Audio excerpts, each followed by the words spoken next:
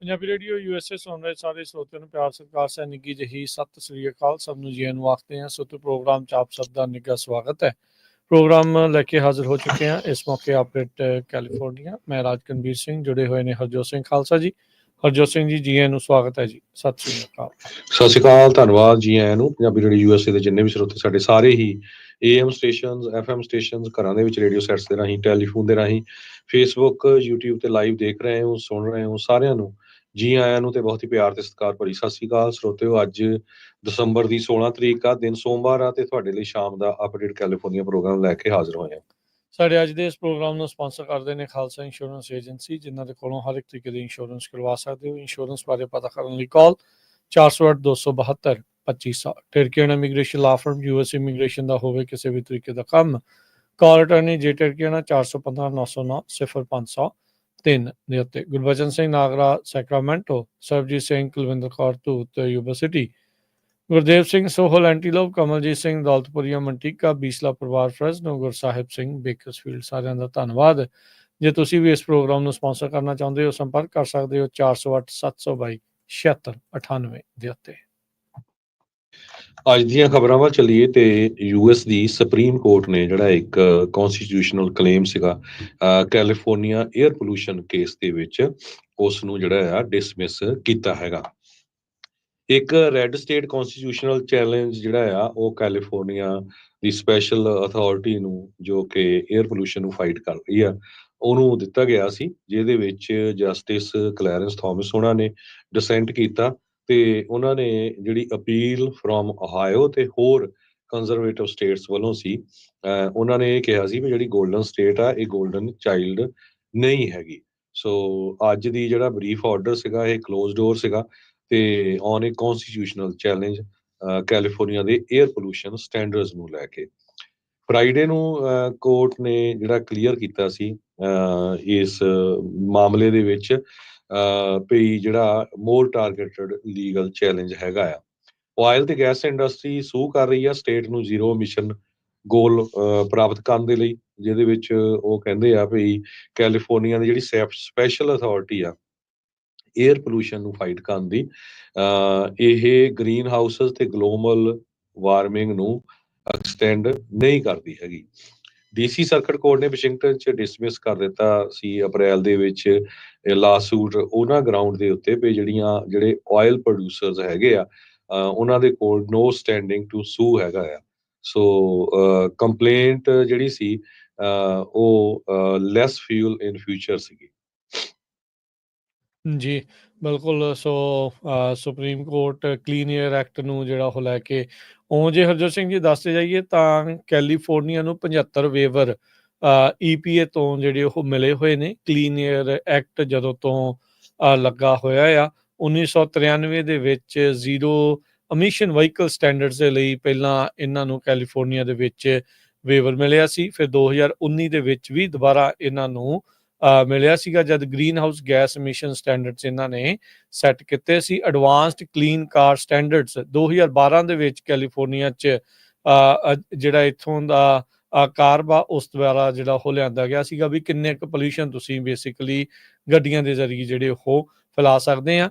In fact ਮੁਲਕ ਦੇ standards ਦੇ ਨਾਲੋਂ ਕੈਲੀਫੋਰਨੀਆ ਦੇ ਜਿਹੜੇ ਸਟੈਂਡਰਡਸ ਆ ਉਹ ਹਮੇਸ਼ਾ ਵੱਖਰੇ ਅਤੇ ਥੋੜ੍ਹੇ ਸਖਤ ਹੀ ਰਹਿੰਦੇ ਨੇ। ਇੱਕ ਹੋਰ ਖਬਰ ਹੈ ਜਿਹੜੀ ਹਰਜੋਤ ਸਿੰਘ ਜੀ, ਕੁੱਤਿਆਂ ਦੇ ਦੁਆਰਾ ਬੰਦੇ ਨੂੰ ਮਾਰਨ ਦੀ ਆ ਰਹੀ ਆ। ਕੈਲੀਫੋਰਨੀਆ ਦਾ ਇੱਕ ਬੰਦਾ ਜੋ ਕਿ ਸੈਨ ਡੀਏਗੋ ਦੀ ਪਾਰਕ ਦੇ ਵਿੱਚ ਸੀ, ਉਸ ਤੇ ਆਪਣੇ ਹੀ 3 ਕੁੱਤਿਆਂ ਨੇ ਉਸ ਨੂੰ ਨੋਚ ਕੇ ਕਹਿੰਦੇ ਆ ਮਾਰ ਦਿੱਤਾ। ਪੈਡਰੋ ਲੂਇਸ ਓਰਟੇਗਾ 26 ਸਾਲਾਂ ਦਾ, ਉਸ ਦੇ ਜਿਹੜੇ 3 ਐਕਸਲ ਬੁਲੀਜ਼ ਜਿਨ੍ਹਾਂ ਨੂੰ ਆਖਿਆ ਜਾਂਦਾ ਆ, ਉਹ ਨੇਬਰਹੁੱਡ ਪਾਰਕ ਦੇ ਵਿੱਚ ਉਹਨਾਂ ਨੂੰ ਲੈ ਕੇ ਗਿਆ ਹੋਇਆ ਸੀ, ਜਿੱਥੇ ਇਹਨਾਂ ਜਿਹੜੇ 3 ਕੁੱਤਿਆਂ ਦੇ ਦੁਆਰਾ ਇਹ ਆਪਣੇ ਹੀ ਮਾਲਕ ਦੇ ਉੱਤੇ ਹਮਲਾ ਕਰ ਦਿੱਤਾ ਗਿਆ ਤੇ ਇਵੈਂਚੁਅਲੀ ਉਸ ਦੀ ਜਾਨ ਚਲੀ ਗਈ ਹੈਗੀ ਆ। ਸੈਨ ਡਿਏਗੋ ਪੁਲਿਸ ਡਿਪਾਰਟਮੈਂਟ ਨੇ ਇੱਕ ਪ੍ਰੈਸ ਰਿਲੀਜ਼ ਦੇ ਵਿੱਚ ਨਿਊਜ਼ ਰਿਲੀਜ਼ 'ਚ ਇਸ ਬਾਰੇ ਦੱਸਿਆ ਹੈਗਾ ਆ। ਓਰਟੇਗਾ ਕਹਿੰਦੇ ਵੀ ਅਟੈਕ ਦੇ ਵਿੱਚ ਉਸਨੂੰ ਬਾਰ-ਬਾਰ ਇਹਨਾਂ ਦੇ ਦੁਆਰਾ ਦੰਦੀਆਂ ਜਿਹੜੀਆਂ ਉਹ ਵੱਢੀਆਂ ਗਈਆਂ। ਇੱਕ ਹੋਰ ਇਨਸਾਨ ਜੋ ਲਾਗੇ ਸੀ ਉਸਨੂੰ ਵੀ ਸੀਰੀਅਸ ਬਾਈਟ ਇੰਜਰੀਜ਼ ਹੋਈਆਂ ਸੀ ਜਦ ਉਸਨੇ ਓਰਟੇਗਾ ਨੂੰ ਛਡਾਉਣ ਦੀ ਕੋਸ਼ਿਸ਼ ਜਿਹੜੀ ਉਹ ਕੀਤੀ ਸੀ।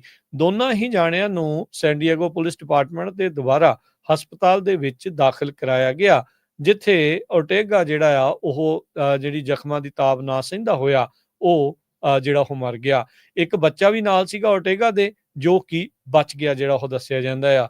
ਇਸ ਤੋਂ ਪਹਿਲੋਂ ਇਦਾਂ ਦੀ ਹੀ ਇੱਕ ਜਿਹੜੀ ਖਬਰ ਕੋਵੀਨਾ ਤੋਂ ਆਈ ਸੀ, ਜਿੱਥੇ 5 ਸਾਲ ਦੀ ਇੱਕ ਜਿਹੜੀ ਬੱਚੀ ਆ ਉਸਨੂੰ ਜਿਸ ਕੁੱਤੇ ਨੂੰ ਉਹ ਆਪਣੀ ਸਾਰੀ ਜ਼ਿੰਦਗੀ ਤੋਂ ਜਾਣਦੀ ਸੀ, ਉਸਨੇ ਹੀ ਉਸ ਉੱਤੇ ਆਪ ਹਮਲਾ ਜਿਹੜਾ ਉਹ ਕਰ ਦਿੱਤਾ ਸੀਗਾ। ਉਸ ਵੀ ਜਿਹੜੀ ਆ ਬੱਚੀ ਦੀ ਉੱਥੇ ਜਿਹੜੀ ਉਹ ਮੌਤ ਹੋ ਗਈ ਸੀ। ਉਹ 5 ਸਾਲ ਦੀ ਜਿਹੜੀ ਉਹ ਬੱਚੀ ਸੀਗੀ। ਸੋ ਇਹ ਹੁਣ ਕੁਛ ਹੀ ਦਿਨਾਂ ਦੇ ਵਿੱਚ 2 ਅਜਿਹੇ ਜਿਨ੍ਹਾਂ ਕੁੱਤਿਆਂ ਨੂੰ ਇਹਨਾਂ ਨੇ ਪਾਲਣ ਪੋਸ਼ਣ ਕੀਤਾ ਹੈ, ਉਹ ਖੁਦ ਆਪਣੇ ਮਾਲਕਾਂ ਦੇ ਉੱਤੇ ਜਾਂ ਉਹ ਪਰਿਵਾਰਕ ਮੈਂਬਰਾਂ ਨੂੰ ਬਾਈਟ ਕਰ ਰਹੇ ਆ। ਇਸ ਪਿੱਛੇ ਕੀ ਕਾਰਨ ਆ, ਇਹ ਹੁਣ ਵੱਖ-ਵੱਖ ਚਰਚਾ ਦਾ ਵਿਸ਼ਾ ਜਿਹੜਾ ਉਹ ਬਣਿਆ ਪਿਆ ਹੈਗਾ ਆ।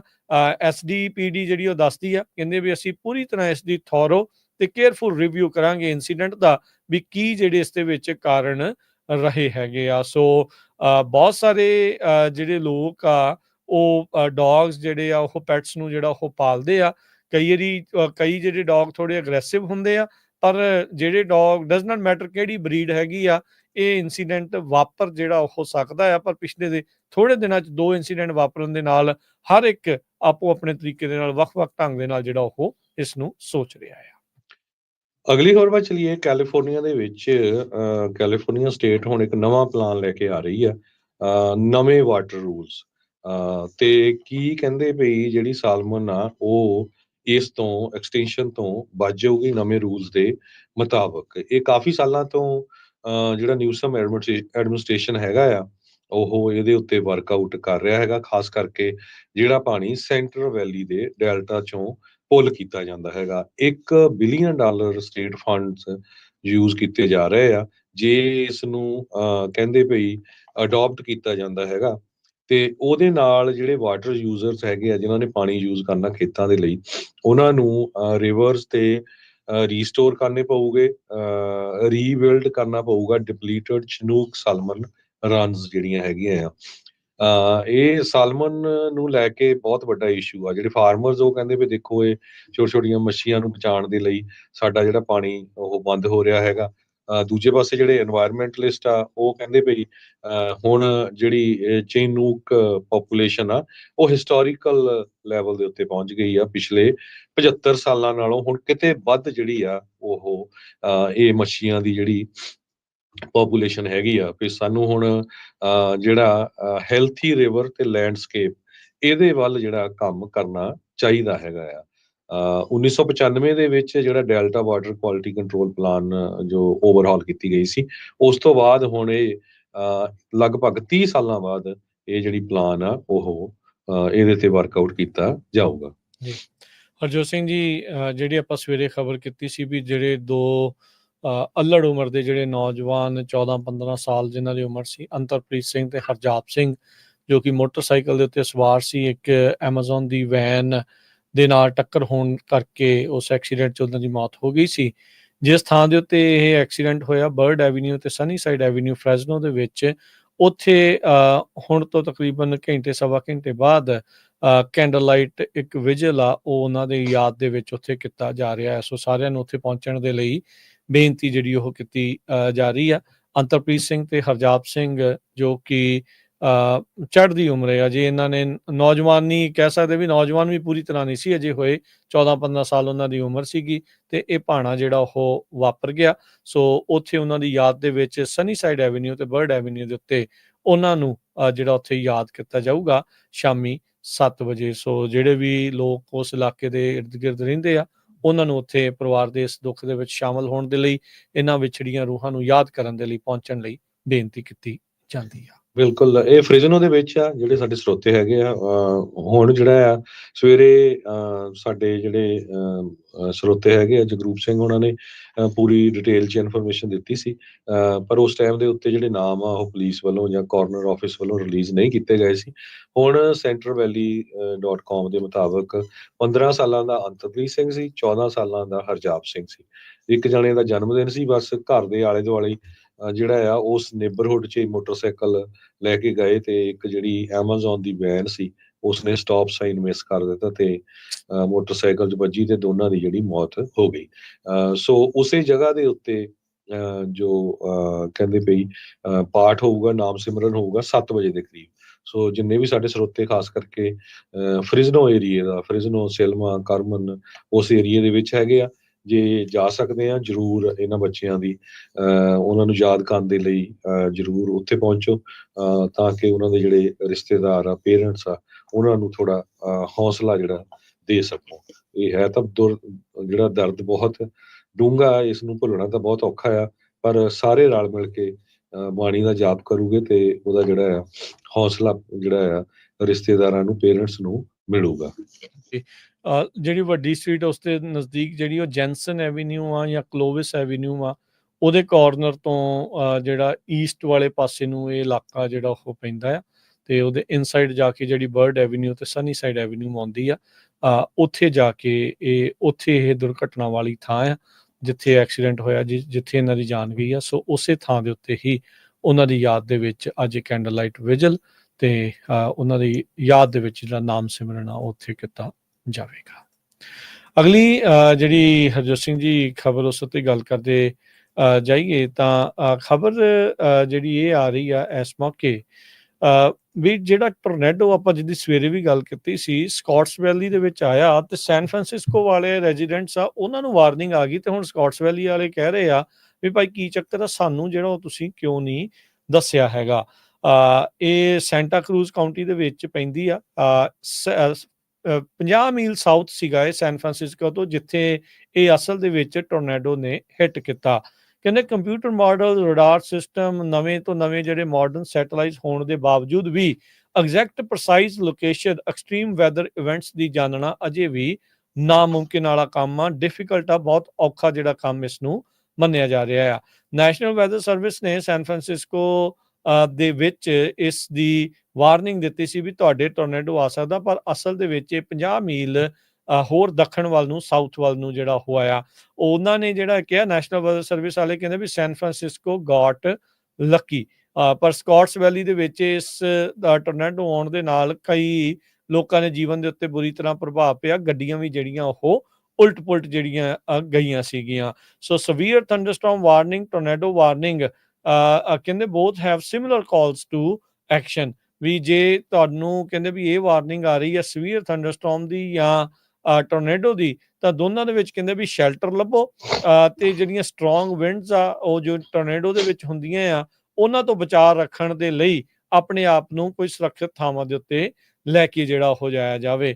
1 ਮਿਲੀਅਨ ਲੋਕਾਂ ਨੂੰ ਸੈਨ ਫਰਾਂਸਿਸਕੋ ਦੇ ਵਿੱਚ ਇਹ alert federal weather emergency alert ਦੇ ਜ਼ਰੀਏ ਜਿਹੜਾ ਉਹ ਜਾਰੀ ਕੀਤਾ ਗਿਆ ਸੀਗਾ, ਪਰ ਅਸਲ ਦੇ ਵਿੱਚ ਜਿਹੜੇ ਲੋਕ ਸਕਾਟਸ ਵੈਲੀ 'ਚ ਰਹਿੰਦੇ ਸੀਗੇ ਭੁਗਤਾਨ ਉਹਨਾਂ ਨੂੰ ਜਿਹੜਾ ਉਹ ਕਰਨਾ ਪਿਆ। ਸੋ ਕਹਿੰਦੇ ਵੀ ਇਹ ਜਿਹੜਾ ਟੋਰਨੇਡੋ ਆਇਆ ਇਹ ਉਦਾਂ ਤਾਂ ਐਡਾ ਵੱਡਾ ਨਹੀਂ ਆ ਜੇ ਟੋਰਨੇਡੋਜ਼ ਦੇ ਸਾਈਜ਼ ਦੇ ਹਿਸਾਬ ਨਾਲ, ਪਰ ਫਿਰ ਵੀ ਆਮ ਲੋਕ ਜੇ ਦੇਖਣ ਤਾਂ 30 ਯਾਰਡ ਕਹਿੰਦੇ ਚੌੜਾ, 5 ਮਿੰਟ ਦੇ ਲਈ ਉੱਥੇ 1:39 ਮਿੰਟ ਤੋਂ 1:40 ਮਿੰਟ ਦੇ ਉੱਤੇ ਜਿਹੜਾ ਹੋ ਰਿਹਾ। ਨੈਸ਼ਨਲ ਵੈਦਰ ਸਰਵਿਸ ਦੀ ਜਿਹੜੀ ਮੁੱਢਲੀ ਰਿਪੋਰਟ ਦੇ ਮੁਤਾਬਕ ਇਹ ਇੱਕ ਕੈਟਾਗਰੀ ਦਾ ਜਾਂ ਜਿਹੜਾ ਸਕੇਲ ਆਫ 0 to 5 ਦੇ ਵਿੱਚ ਸਕੇਲ 1 ਦਾ ਜਿਹੜਾ ਇਹ ਟੋਰਨੇਡੋ ਜਿਹੜਾ ਉਹ ਬਣਿਆ ਸੀਗਾ। ਸੋ ਸਕਾਟਸ ਵੈਲੀ ਵਾਲੇ ਜ਼ਰੂਰ ਹੁਣ ਕਹਿ ਰਹੇ ਆ ਵੀ ਭਾਈ ਸਾਨੂੰ ਜੇ ਤੁਸੀਂ ਪਹਿਲਾਂ ਦੱਸਿਆ ਹੁੰਦਾ ਤਾਂ ਸ਼ਾਇਦ ਕਈਆਂ ਦਾ ਇਸ ਦੇ ਵਿੱਚ ਬਚਾਅ ਹੋ ਸਕਦਾ ਸੀ, ਪਰ ਉਹ ਇਹ ਕਹਿ ਰਹੇ ਆ ਵੀ ਸਾਡੇ ਕੋਲ ਐਕਸਟ੍ਰੀਮ ਵੈਦਰ ਕੰਡੀਸ਼ਨ ਦੀ ਪ੍ਰਸਾਈਜ਼ ਲੋਕੇਸ਼ਨ, ਐਗਜ਼ੈਕਟ ਲੋਕੇਸ਼ਨ ਦੱਸਣਾ ਅਜੇ ਵੀ ਬਹੁਤ ਔਖਾ ਹੈਗਾ ਆ।